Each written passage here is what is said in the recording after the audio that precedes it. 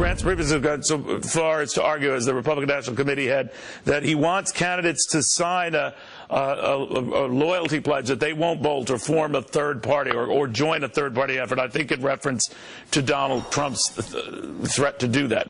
Would you sign such a pledge, Governor? Oh, I think absolutely. I'm running to be the Republican nominee. I'm not running for the title. I'm running because I want to turn this country around, and I believe the Republican Party best matches up to my beliefs and my values out there. And I certainly would hope that anyone running as a Republican would want to do that the same way a Democrat should want to be supportive of the Democrats.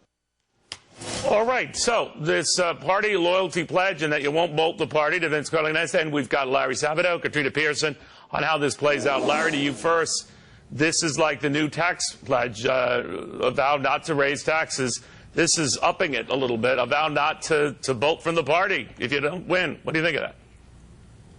Well, Chairman Priebus would be guilty of political malpractice if he didn't preach unity and push all of his candidates to guarantee they won't have an independent run. And look, Donald Trump had better be ready for this at the Fox debate, because I guarantee you, not just one, but probably several candidates will challenge him and demand that he sign a pledge which probably they'll have in front of them, having signed themselves. What would the danger be, Vince, if Donald Trump were to say, well, that depends?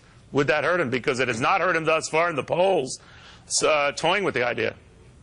Well, I think Donald Trump is toying with the idea because he likes Go ahead, Vince. He likes. I think he likes getting inside the heads of the RNC and living there rent free. Why is the front runner of the Republican field even entertaining a third-party bid? Normally, that's just candidates who are low on the scale. This guy's at the top of the field, and he's playing with this because he's upset with the way the RNC's been treating him, the way that the RNC, Reince Priebus had to call him and asked him to tone down his rhetoric. Donald Trump has sharp elbows, and every single time one of these guys approaches him and says, hey, you shouldn't be doing this, he fights back. Meanwhile, Scott Walker is playing the good candidate. He's the guy who needs help from the RNC, and of course he's going to say he'll go along with Reince Priebus's plan to sign a pledge not to run a third party. Scott Walker's not going to do it, of course. What do you think of that, Katrina? Well, this is another attempt to get everybody to go along to get along, but why should he sign this pledge? Reince Priebus should be asking everyone to sign a pledge stating that these candidates will follow the Republican Party platform. Where was this sermon back in 2010 with Lisa Murkowski, in 2013 with Ken Cuccinelli, and more recently here with Chris McDaniel in Mississippi in 2014? Why are we just now concerned about party unity, Neil? It doesn't make any sense. You know, Larry, I'm looking at it, but everyone frets in the middle of a race where it gets heated and they say nasty things to each other. In every race, it happens. It's a quadrennial event. And yet, when push comes to shove, they all get along and they all go back together. There are cases where that isn't always the case. But why do we, Republicans, more to the point, fear that this is a possibility? Because Donald Trump himself has suggested that he might do it.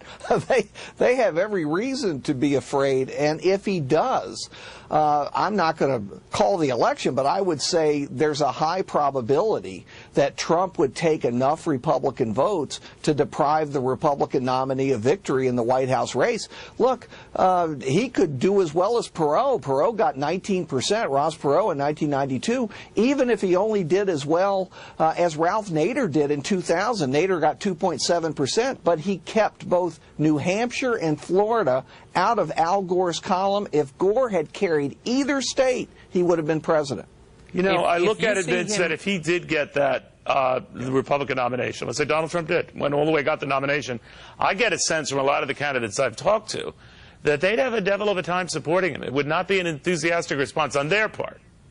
Well, of course that must be true. Look at the way he's treating them during the primary. It'd be very hard to believe that any of these guys are going to come out very excited to support a Donald Trump candidacy in the general. But they may. What you won't see, though, is Donald Trump, generally, if he runs a third-party bid, that'll broadcast a tremendous message about his allegiance to ideology and the future of the country. Clearly, as Larry just said... Or it could be a rejection of the ideology of the Republican Party as we know it now. And to Katrina, I think to your point, enough is enough. He's saying goodbye.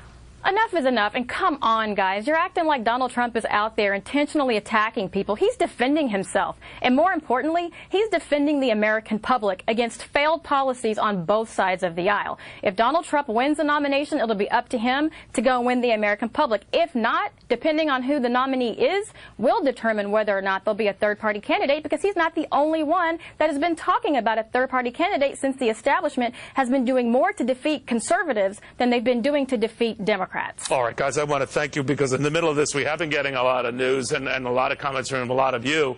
In my interview with Scott Walker, one writes, Neil, leave this Trump bashing and getting candidates' reaction to the mainstream media. Still another, leave Walker alone. Cavuto, what is your fixation with Trump and what he says? Do you like discord? All I know is that Donald Trump is on top of the polls. There must be a reason for that. So his commenting on his competitors is reason enough for me to explore what he's saying and how they're reacting. We'll have more to this.